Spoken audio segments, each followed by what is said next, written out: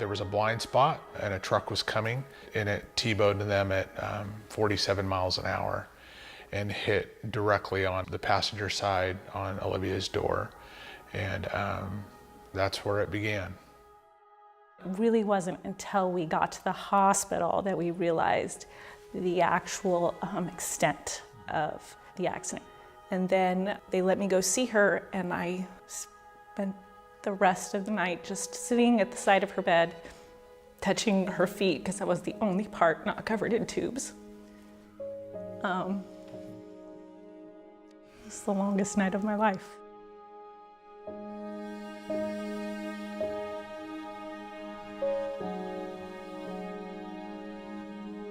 Well, I got a call from the Pasadena Police Department telling me that K'Lonnie had been in an auto accident and that she was being life-flighted to Herman Hospital and we need to come over there right away.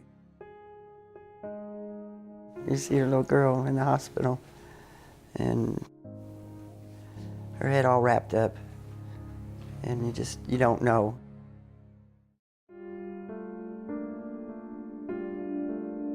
Severe traumatic brain injury is such an impact, such a kinetic impact to your head, to your brain, that it puts you in a coma.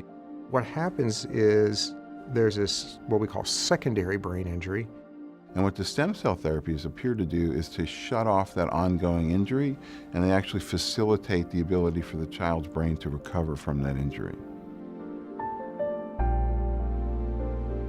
They were on her like a Richard Petty pit crew. There's teams of them. There's like, everybody's oh my goodness, out to help and to do their best they can. It was incredible. Yeah. And of course they approached us with the study. You know, we decided to do it. They told us that we needed to make a decision pretty quick.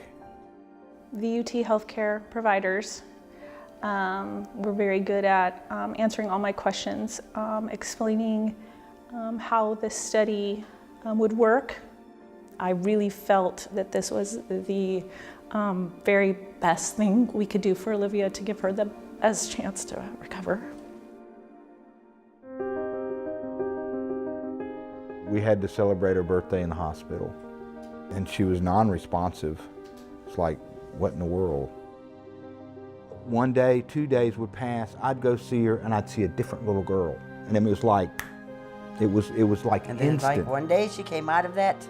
At that point, the hope started really to kick in. And it was like, oh my goodness, here we go.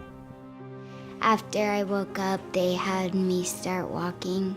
So I had to do like occupational therapy and physical therapy and speech therapy.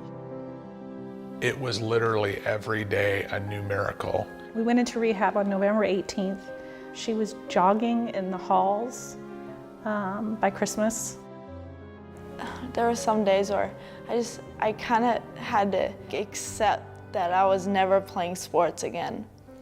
And I love sports. It's part of who I am. And my therapist told me, well, you could do golf.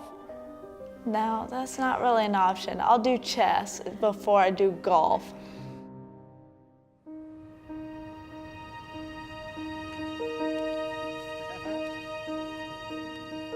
When I got home, my brother and sister, they were waiting for me. I got a lot of hugs and everything. All I know is a miracle. That's it.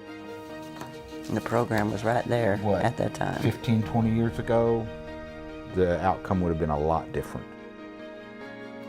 Being here and going out front and hitting off the tee, it makes you really appreciate life.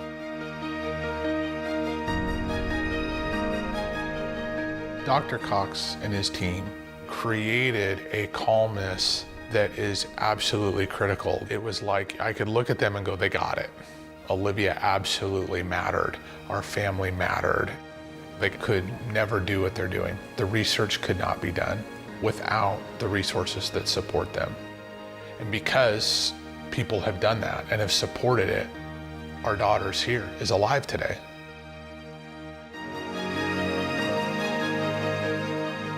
Our vision then is to expand beyond just single programs across a whole array of problems in children.